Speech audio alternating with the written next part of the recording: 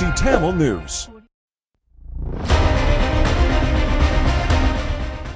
டிபிசியின் தலைப்புச் செய்திகள்.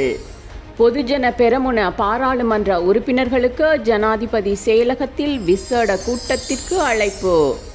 பிரதம நீதியரசரை சபாநாயகர் சந்தித்து பேசினால் நீதிமன்ற அவமதிப்பு குற்றச்சாட்டுக்கு ஆளாக வேண்டி வரும்.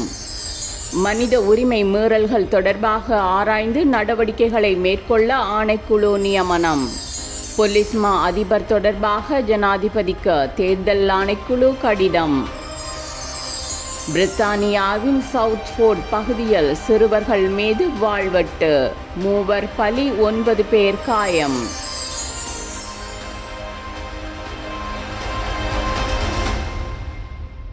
வணக்கம். நீங்கள் இணைந்திருப்பது டிபிசியின் தமிழ் மாலை நேர பிரதான செய்திகளுடன். இனி விரிவான செய்திகள். ஜனாதிபதிக்கு ஆதரவளிக்கும் பொதுஜன பெரமுனவின் பாராளுமன்ற உறுப்பினர்கள் இன்று மாலை ஜனாதிபதி செயலகத்தில் விசேட கூட்டம் ஒன்றுக்காக அழைக்கப்பட்டிருந்தனர்.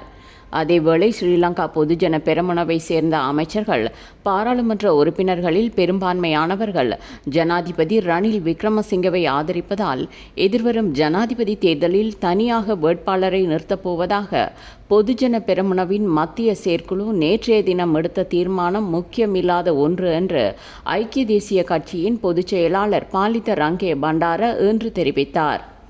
பொதுஜன பெரமுனவின் பல பாராளுமன்ற உறுப்பினர்கள் ஜனாதிபதி விக்ரமசிங்கவிற்கு ஆதரவு அளிப்பதாக ஏற்கனவே உறுதியளித்து விட்டதால் தங்களுக்கு நேற்றைய தீர்மானத்தால் எந்த பின்னடைவும் கிடையாது என்று பண்டார ஊடகங்களுக்கு கூறினார். தனியாக வேட்பாளரை நிறுத்துவதற்கு பொதுஜன பெரமுனவின் மத்திய செயற்குழுவில் மேற்கொள்ளப்பட்ட தீர்மானத்தை அமைச்சர்களான பிரசன்ன ரணதுங்க, ரமேஷ் பத்திரன, பந்துல குணவர்தன உட்பட 11 பேர் எதிர்த்து வாக்களித்த அதேவேளை இன்று மற்றைய அமைச்சர்கள் ஒவ்வொருவராக ஜனாதிபதிக்கு ஆதரவு அளிக்கப் போவதாக அறிவித்துக் கொண்டிருக்கிறார்கள். பிந்தி கிடைத்த செய்திகளின்படி அமைச்சர் காஞ்சன விஜயசேகரவும் அனுராதபுரம் மாவட்ட பாராளுமன்ற உறுப்பினர் எம் சந்திரசேனவும் விக்ரமசிங்கவிற்கு தங்கள் ஆதரவை வெளிப்படுத்தியிருக்கிறார்கள். அனுராதபுரம் மாவட்ட பொதுஜன பெரமுன கூட்டத்தில் இன்று இந்த முடிவு எடுக்கப்பட்டதாக சந்திரசேன அறிவித்த அதேவேளை பொருளாதார மறுசீரமைப்பை தொடருவதற்காகவும் தேசிய முன்னேற்றத்திற்காகவும் பொதுஜன பெரமுனவின் பெரும்பாலான பாராளுமன்ற உறுப்பினர்கள் விக்ரமசிங்கவை ஆதரிப்பார்கள் என்று அமைச்சர் காஞ்சன விஜயசேகர தெரிவித்தார். அமைச்சர்கள் உட்பட பொதுஜன பெரமுனவின் பல பாராளுமன்ற உறுப்பினர்களுக்கும் ஜனாதிபதி விக்ரமசிங்கவிற்கும் இடையில் நேற்றைய தினம் ஐக்கிய தேசிய கட்சியின் தவிசாளர் வஜிர அபேவர்தனவின் காரியாலயத்தில் சந்திப்பொன்று இடம்பெற்றது. பிரதி சபாநாயகர் அஜித் ராஜபக்ச, அமைச்சர் காஞ்சன விஜயசேகர, ராஜாங்க அமைச்சர்கள் திலும் அமுனுகம, கீதா குமாரசிங்க, அனுப பஸ்குவல், பாராளுமன்ற உறுப்பினர்கள் SP திசாநாயக்க, மஹிந்தானந்த அலுத்கமகே, பிரேம்நாத் தொலவத்த உட்பட பலர் அந்த சந்திப்பில் கலந்து கொண்டு விக்ரமசிங்கவிற்கு ஆதரவு அளிப்பதாக உறுதியளித்ததாக தெரிய வருகிறது.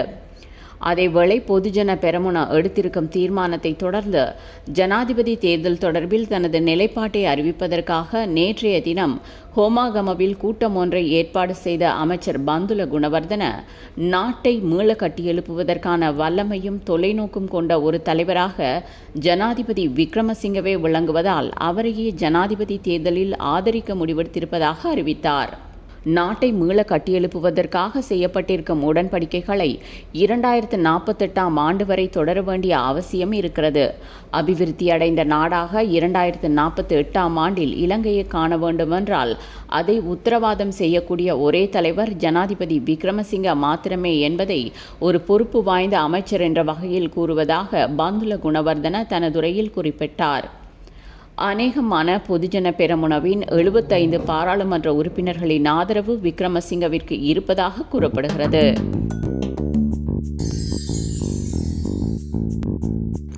பொலிஸ் மா அதிபராக தேசபந்து தென்னகோன் செயற்படுவதற்கு உயர் நீதிமன்றம் கடந்த வாரம் பிறப்பித்த இடைக்கால தடை உத்தரவு தொடர்பாக பிரதம நீதியரசர் ஜயந்த ஜயசூரியவை சந்தித்து பேசினால் நிச்சயமாக நீதிமன்ற அவமதிப்பு குற்றச்சாட்டுக்கு ஆளாக வேண்டி வரும் என்று பாராளுமன்ற சபாநாயகர் மஹிந்த யாப்பா அபேவர்தனவிற்கு எதிர்க்கட்சி பேச்சாளரான பேராசிரியர் GL பீரிஸ் எச்சரிக்கை விடுத்திருக்கிறார்.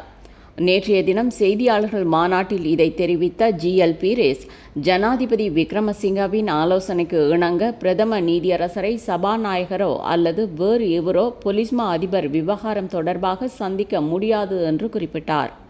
பொலிஸ்மா அதிபர் நியமனத்திற்கு எதிராக தாக்கல் செய்யப்பட்டிருக்கும் 9 அடிப்படை உரிமை மனுக்களை விசாரணைக்கு ஏற்றுக்கொண்டிருக்கும் உயர்நீதிமன்றம் நவம்பர் மாதத்திற்கு வழக்குகளை ஒத்திவைத்திருக்கும் நிலையில் பொலிஸ்மா அதிபர் விவகாரம் தொடர்பில் பிரதம நீதியரசரை சந்தித்து பேசி தீர்வொன்றை காணுமாறு ஜனாதிபதி விக்ரமசிங்க வழங்கிய ஆலோசனையின் பின்னால் இருக்கக்கூடிய நியாயப்பாடு என்ன என்று பேராசிரியர் பீரிஸ் கேள்வி எழுப்பினார். ஜனாதிபதியை போன்று சபாநாயகருக்கு பதவிக்காலத்தில் சட்ட நடவடிக்கைகளில் இருந்து விதிவிலக்கு கிடையாது என்பதையும் பேராசிரியர் நினைவுபடுத்தினார்.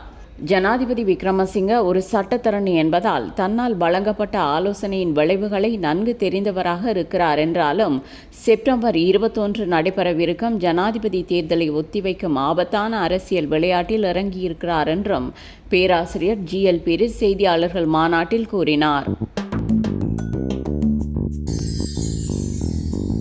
மனித உரிமை மீறல்கள் தொடர்பான அறிக்கைகளையும் அவற்றின் முன்மொழிவுகளையும் ஆராய்ந்து எதிர்காலத்தில் முன்னெடுக்க வேண்டிய நடவடிக்கைகளை இனங்காணுவதற்கு உயர் நீதிமன்ற நீதியரசர் H.M.D. நவாஸ் தலைமையில் விசாரணை ஆணைக்குழு ஒன்றை அரசாங்கம் நியமித்திருக்கிறது. இந்த ஆணைக்குழுவினால் முன்வைக்கப்படக்கூடிய யோசனைகளை பாராளுமன்றத்தில் சமர்ப்பிப்பதற்கு ஜனாதிபதி கொண்டு வந்த பிரேரணையை அமைச்சரவை இன்று அங்கீகரித்தது. பொலிஸ்மா அதிபர் தொடர்பான சர்ச்சைக்கு விரைவில் முடிவொன்றை காணுமாறு வலியுறுத்தி ஜனாதிபதி ரணில் விக்ரமசிங்கவிற்கு கடிதம் ஒன்றை எழுதுவதற்கு தேர்தல்கள் ஆணைக்குழு தீர்மானித்திருக்கிறது.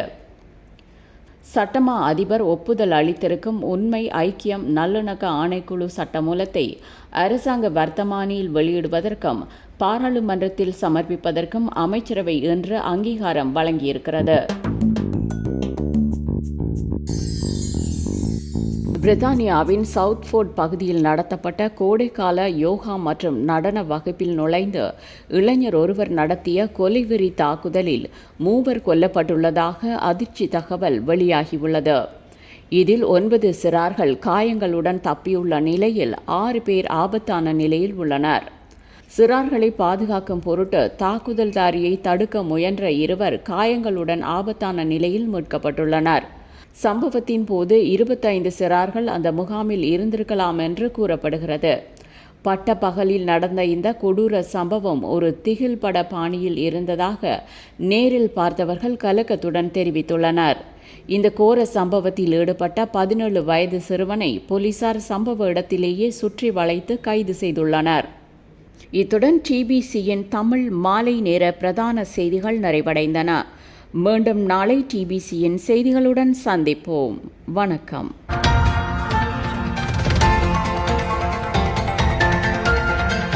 TBC Tamil News.